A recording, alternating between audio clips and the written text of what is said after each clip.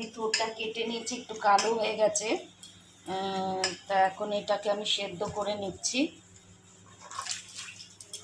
সেদ্ধ করে নেব। নুন জল দিয়েছি, এটার মধ্যে নুন জল আছে, একটু সেদ্ধ হয়ে নেবে।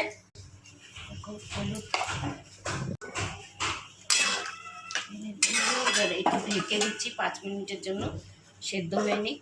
হয়ে গেছে, আমি এটা উঠিয়ে নিয়ে দেখছি সেদ্ধ হচ্ছে কিনা। সেদ্ধ হয়ে গেছে,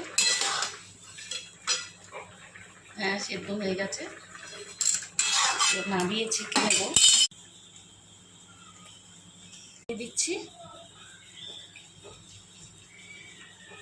দুটো তেজপাতা দিয়ে দিলাম, আর দুটো লঙ্কা ছিঁড়ে দিয়ে দিচ্ছি।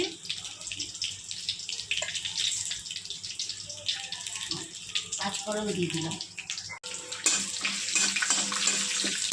পেঁয়াজ দিয়ে দিচ্ছি।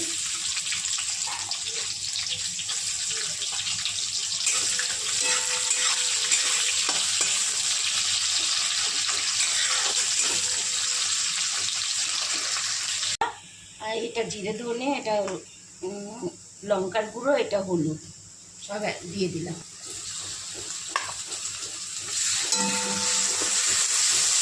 ভালো করে ভাজা হয়ে নিই মশলাটা।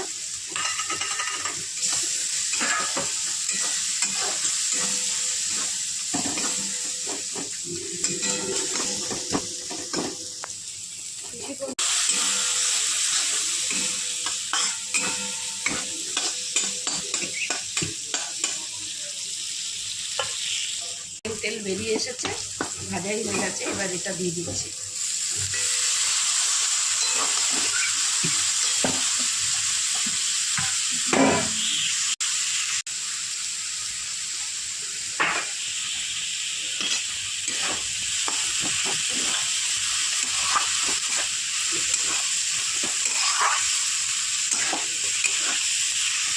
ভাজা ভাজা হয়ে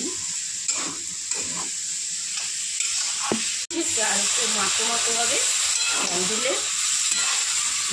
এটা ঢেকে রেখে দেবো, ঢেকে রাখছি। এবার সারা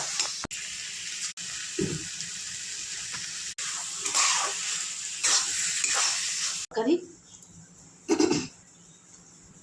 কমপ্লিট, আলু ঝোল কমপ্লিট হয়ে গেছে। লাইক করো, কমেন্ট করো।